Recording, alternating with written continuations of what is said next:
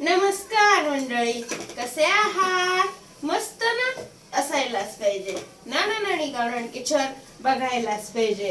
यात आज बटाटे पराठे करायला त्याच्यासाठी मी 4 बटाटे उकडून घेतले, साल काढून छानसे स्मॅश करून घेतले.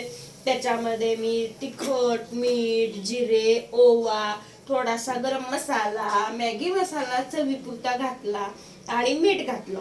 ते सारण सारखं एकजीव करून घेतलं. इकडे कणिक मळून घेतली. आपण बाकीच्या पोळीला जशी घट्ट कणिक मळतो ना, त्याच्यापेक्षा थोडीशी पातळ कणिक मळून घेतली.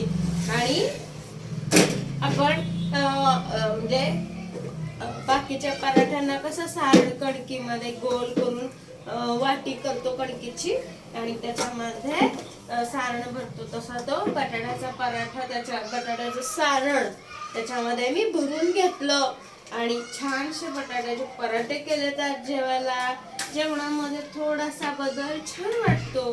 तुम्ही काय केलं जेवणामध्ये ते मला कमेंट मध्ये नक्की सांगा.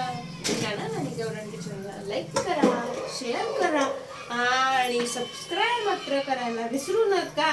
धन्यवाद.